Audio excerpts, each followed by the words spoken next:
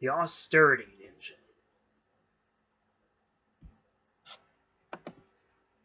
The island of Sodor was getting busier than ever. Sir Topham Hatt saw this and decided something must be done about it. How am I supposed to get all this work done on time? Sir Topham Hatt pondered. Then he had an idea. Yes, I can, he said. Later that night, Sir Topham Hatt came to see his engines. I understand you're all rushed off your wheels and need some help, so I have ordered a new engine from the mainland. Another engine, sir? Asked James. Yes, James. This engine is strong and might be able to do the work alone. And Sir Topham Hatt left. I hope this engine doesn't give us any trouble, worried Henry. The next day, they waited for the engine to arrive. The engine that arrived was a tank engine. He had a saddle tank similar to Julie, Bill, and Ben. He had 6 small wheels like Thomas. While he didn't have a name, he wore a number 16.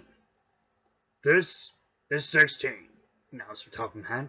I have agreed to give him a trial. The engines were worried. Nico, I want you to show Nico what needs doing. Nico brought 16 to the shunting yard. 16 looked around curiously. There's sure a lot of these cars, cried 16. This sounds like more than I can handle. There are all kinds of cars for different kinds of goods trains, said Nico. The tankers are for carrying liquids. The flat cars are for long goods. The vans are for boxing goods. And the open cars are for your ordinary goods. 16 looked concerned. You don't expect me to shunt this many cars, do you? Huffed Nico. Of course, said Nico. You're a tank engine like me, so you should know how shunting works. And Nico left 16 about his work. Pah! These jobs are so easy. A baby can do them, snorted 16. 16 buffered up to the cars loaded with coal. I suppose these cars are supposed to go to the colliery, he said to himself. 16 was away with the cars, puffing grandly to Tidmouth Yards. 16 arrived at the junction. Excuse me, he said to the signalman. Do you know the way to the colliery? The Tidmouth Yards is up in the next junction, said the signalman. 16 arrived at the next junction, and when he told the signalman where he was going with the cars, the signalman changed the points, and 16 was able to go. But when the signalman saw that what 16 was carrying in his freight cars, he was surprised. Wait! Those cars aren't meant for Tidmouth Yards. They have already been collected. But 16 was already too far away to listen. Meanwhile, Henry was waiting for his train of coal cars at Netford Station. Where are my cars? He fumed. I should have received them by now. Didn't 16 bring you your cars, Henry? Quizzed Nico. No, said Henry. I showed him how to shunt freight cars, and I told him about this. Oh dear, sighed Nico, knowing 16 would be in trouble soon. Just then, Murdoch arrived. Have you seen 16? He asked. Because I saw him puffing towards Tidmouth Yards with some coal cars. Tidmouth Yards? Exclaimed Nico.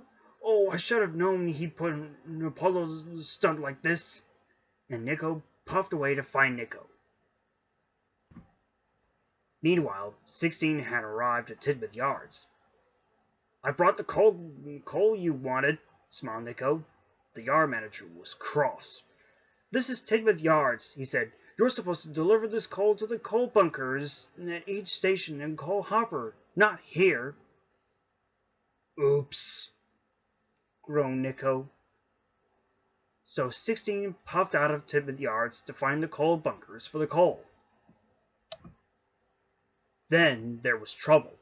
As 16 was puffing towards the main line, there ahead was James, puffing by with his own goods train. "Look out!" cried James. 16 and James both had their brakes applied, but it was too late. 16 and James crashed into each other, and coal and dust flew everywhere. Luckily, no one was hurt, but James was very cross. 16! You should have looked at where you were going! So Sir Topham Hatt arrived on board Nico. He did not look pleased. 16, you have caused confusion and delay. You were supposed to deliver coal to the bunkers and hoppers, not Tidmouth Yards.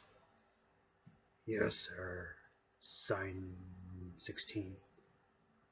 Excuse me, sir, said Nico. It's my fault, too. I forgot to tell 16 who the train was for. And Nico told Sir Topham Hatt how he left 16 about his work. Well, I never have, he said. I have 2 engines who don't listen. Listen? I'm sorry, too, said Nico. Diesel 10 came with his claw, Pinchy, to help load the coal back into 16's cars. So you're the engine Sir Topham's borrowed for the time being? chortled Diesel 10. I am, sighed Nico 16. Soon, Diesel 10 had loaded all the coal back into 16's cars. But when Dudley arrived with Jerome and Judy, 16 was lifted back onto his rails. Nico brought 16 to the fitter's yard to have him checked over. After Nico had left 16 in the yard, the workmen checked him all over. 16 looked down at his buffers. Later, Sir Topham Hatt arrived. 16, how are you feel? I'm feeling fine now, sir, said 16. Good, smiled Sir Topham Hatt. Tomorrow, you shall be working on Thomas's branch line. 16 didn't know who Thomas was, but he was still eager to help the engines on the railway.